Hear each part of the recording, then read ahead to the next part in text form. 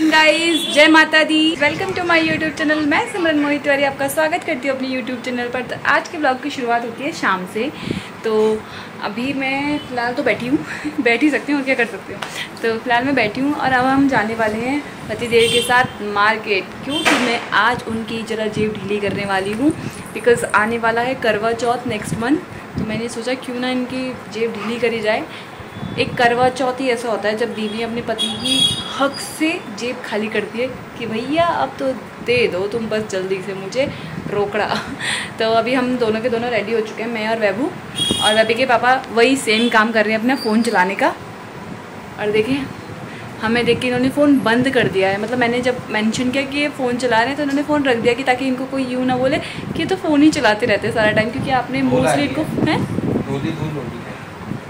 हाँ, कल रात को धूल ही धूल हो गई थी गाड़ी में। तो गाइस अभी हम लोग जा रहे हैं मार्केट, जबकि हरिद्वार में नहीं जा रहे हैं, हम जा रहे हैं ज्वालापुर, क्योंकि वहीं पर ज़्यादा साड़ियों की वैरायटीज़ मिलेगी हमको। तो आज आप देखोगे कि मैं एक साड़ी ढूंढने के लिए कैसे दुकानों में चक्कर काटूंगी। तो चलिए गाइस, हम मिलते हैं आपको रास्ते में। गाइस हम तो चल दिए हैं मार्केटिंग करने के लिए। पतिदेव ड्राइव कर रहे हैं, मैं पीछे बैठी हूँ। वो आपको भी दिख रहा है पर मैं फिर भी बता रही हूँ आपको, क्योंकि मुझे बताना था। तो चलिए गाइस, मिलते हैं आपको सीधा ज्वालापुर पहुँच के।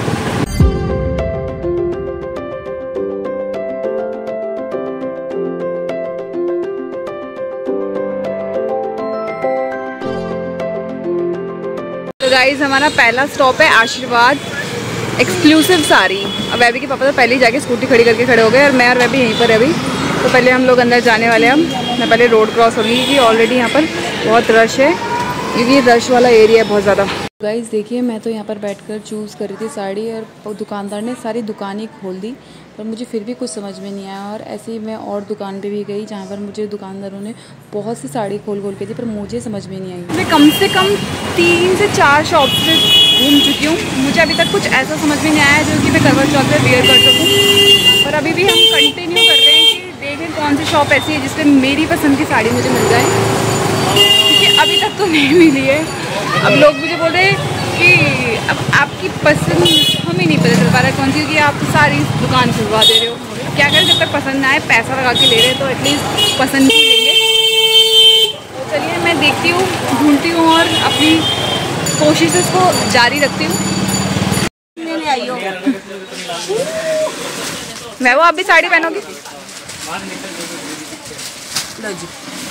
एक बार मेरा पति मेरे साथ शॉपिंग करने आया है, परेशान हो गया है।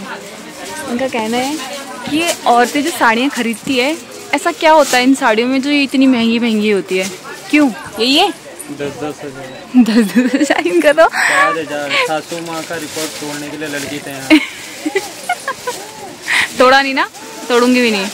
और देखिए शॉप में और भी बहुत सारे लोग हैं जो मतलब भीड़ लगा के बैठे, करवा चौथ की शॉपिंग फुल। और यहाँ वैभी के पापा तो परेशान है, मेरी औरत पता नहीं कितना लगा के जाएगी यहाँ से।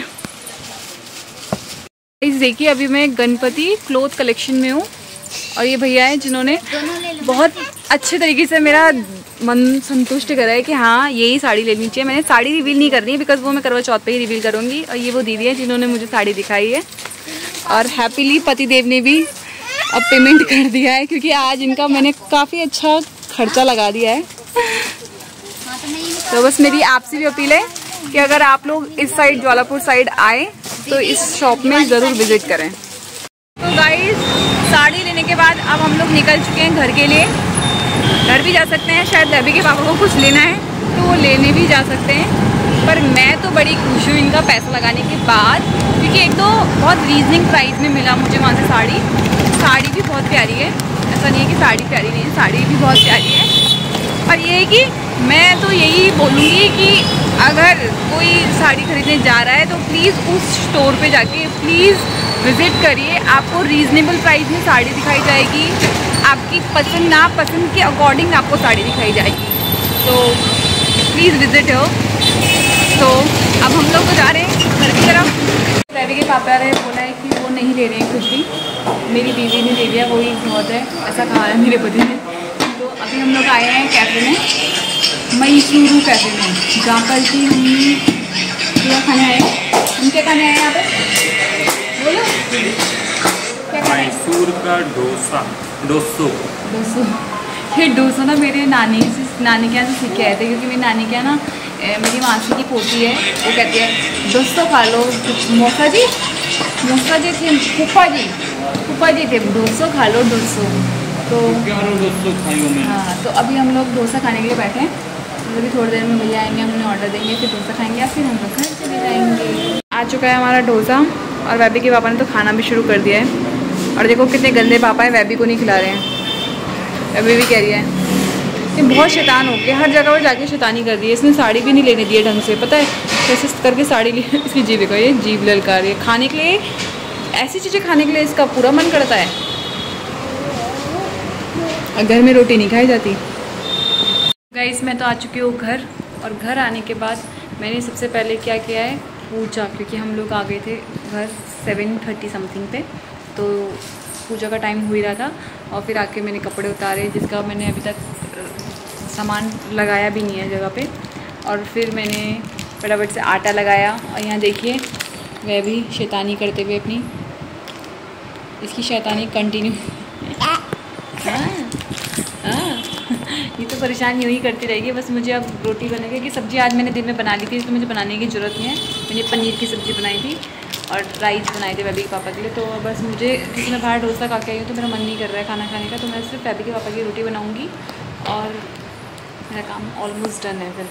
इसलिए मैं थोड़ा सा बैठ के रेस्ट कर रही हूँ और बेबी को संभाल रही हूँ। इसको संभालना सबसे बड़ा टास्क होता है हमारे लिए। उन्होंने तो खा लिया है खाना, और खाना खुना खा के बैठे हैं, बस सोने की तैयारी है। आज हम 10 बजे फ्री हो चुके हैं। बेबी के पापा जब भी ड्यूटी से टाइम पे रहते हैं ना घर पे, तो बस उस दिन तो हमारा ये सारा काम टाइम से हो जाता है। सो भी हम टाइम से ही जाते हैं। मेरी मोहतरमा वैसे सोई नहीं अभी, बेबी रानी। बेबू इधर आओ, इधर आओ। अभी एक इसने क्या काम करा आपको दिखाती हूँ। एक तो ये देख कर नहीं चलती है, इसने अपनी नाक पे ऐसी जोर से चोट लगाई है ना, पूरा ब्लड हो गया था अभी इसके यहाँ पे ना, इस जगह पे। ये बिल्कुल देख के नहीं चलती, बिल्कुल भी। इसके तो पीछे पीछे एक जना घूमता रहे कि हाँ मैडम सही चल रही है कि नहीं चल रही है। बिल्कुल अपने पापा पे गई है, वो भी बिना देखे चलते हैं, मुंह उठा के। वैसी बेटी, क्या करें। कौन करता है ऐसे? उसके पापा, वैभू के पापा। सही कह रही हो। ये तो सूरज भैया देखेंगे और तो आपकी मम्मी देखेंगे, जब पता लगेगा। नहीं, मेरी राधा तो बिल्कुल क्या है, क्या है, क्या है बोलो, क्या सब तो बोला था याद ये कुछ रहता नहीं है। ये फार्मासिस्ट हैं, ये ऐसे फार्मासिस्ट हैं जिनको ये दवाइयों के नाम क्या याद रख लेंगे, तब इनको चीज़ों का ही नाम याद नहीं रह रहे। तो खैर मैं तो इन सब बातों को यहीं पे छोड़ती हूँ। आप लोगों से सिर्फ ये बोलना चाहूँगी कि आज का व्लॉग मैं यहीं पर एंड करती हूँ। अगर आप लोगों को मेरा व्लॉग अच्छा लगे तो लाइक, सब्सक्राइब और कमेंट जरूर कीजिएगा, और अपने अपने घर में स्वस्थ और मस्त रहिएगा।